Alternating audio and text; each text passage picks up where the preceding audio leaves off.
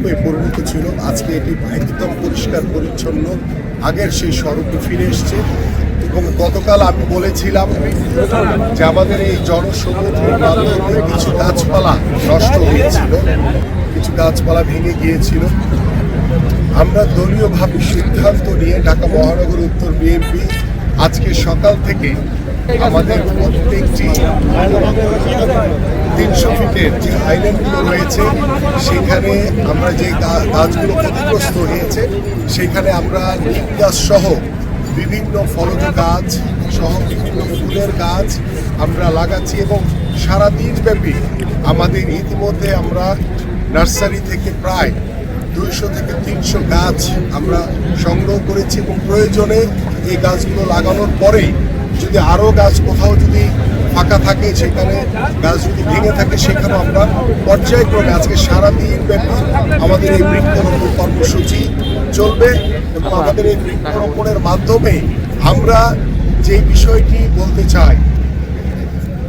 যে সব কিছুর ঊর্ধ্বে হচ্ছে আমার বাংলাদেশ, সবার আগে বাংলাদেশ। সেই সবার আগে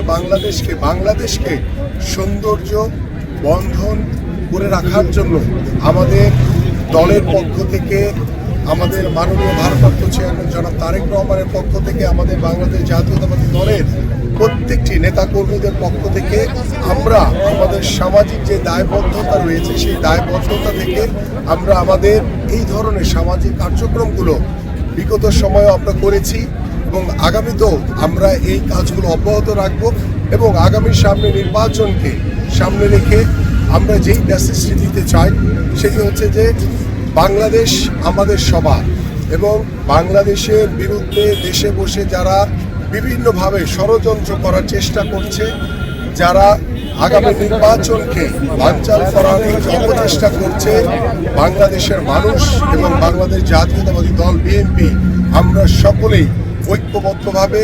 গত 17 বছর যেভাবে ওই স্বৈরাচারের বিরুদ্ধে আন্দোলন করেছি, সংগ্রাম করেছি, ঠিক একইভাবে সকল ষড়যন্ত্র মোকাবেলা করে আগামীর ফেব্রুয়ারি নির্বাচনকে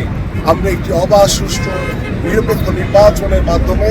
আমরা বাংলাদেশে একটি জনগণের সরকার প্রতিষ্ঠিত করব এবং আমরা কোনো প্রতিশ্রুতি নয়, আমাদের মাননীয় ভারপ্রাপ্ত চেয়ারম্যান জনাব তারেক রহমান বলেছেন যে উই হ্যাভ এ প্ল্যান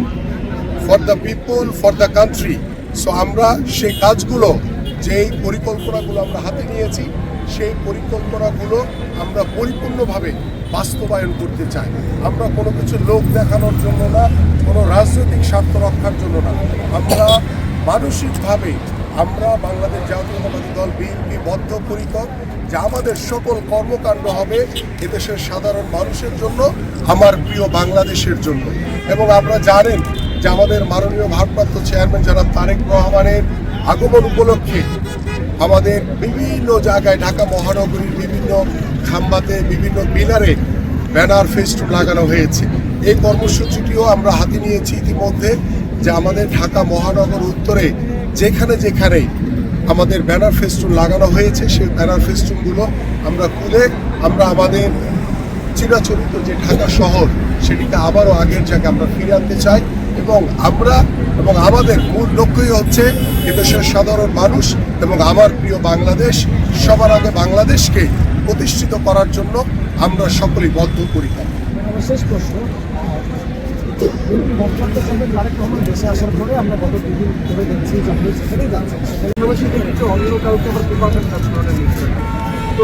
এই জায়গাটা আসলে কি করবেন, জনগণকে বিভ্রান্ত করার জন্য চেষ্টা করা হয়, এই জায়গা আসলে কি? বাংলাদেশ জাতীয়তাবাদী দল বিএনপি সবসময় সত্যের পথে চলে, সত্যের রাজনীতি করে,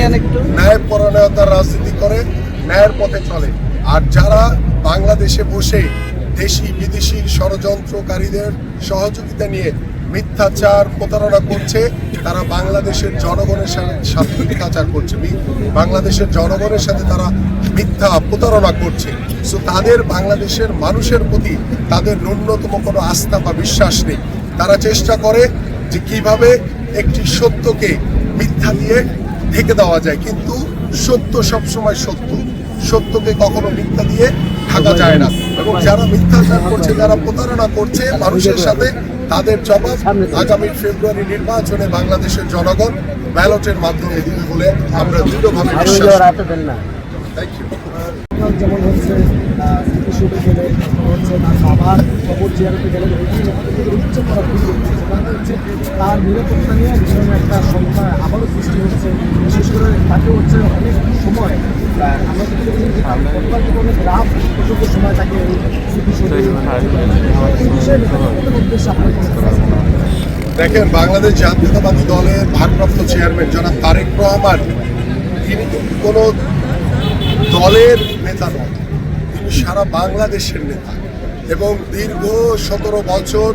ওই স্বৈরাচারের বিরুদ্ধে তিনি সুদূর প্রবাস থেকে বাংলাদেশ জাতীয়তাবাদী দল বিএনপিকে ঐক্যবদ্ধ করে এদেশের সাধারণ মানুষকে ঐক্যবদ্ধ করে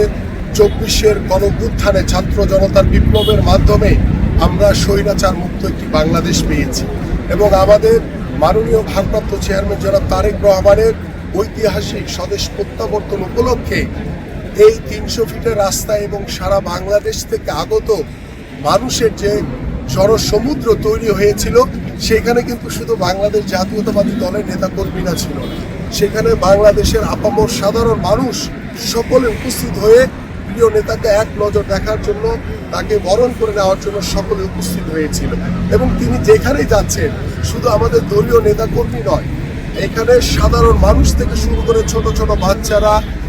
আমাদের নারীরা, পরিবারের সদস্যরা, তারা স্বতঃস্ফূর্তভাবে চিৎকার করে আমাদের প্রিয় নেতাকে বরণ করে নিচ্ছে। এটি তার প্রতি, জিয়া পরিবারের প্রতি মানুষের যে ভালোবাসা, মানুষের যে আন্তরিকতা, এটারই প্রতিফলন। সো এই যে বাঁধ ভাঙা জোয়ার, এই বাঁধ ভাঙা জোয়ার আটকানোর মতো ক্ষমতা আমাদের কারো কাছে নেই। মানুষের ভালোবাসায় তিনি সিদ্ধ রয়েছেন এবং আমি বিশ্বাস করি ওনার নিরাপত্তা, ওনার যে দায়িত্ব, এটা বাংলাদেশের জনগণ ইতিমধ্যে হাতে নিয়েছে এবং বাংলাদেশের মানুষই তাকে পরিপূর্ণভাবে নিরাপত্তা প্রদান করবে বলে আমরা বিশ্বাস করি ইনশাআল্লাহ।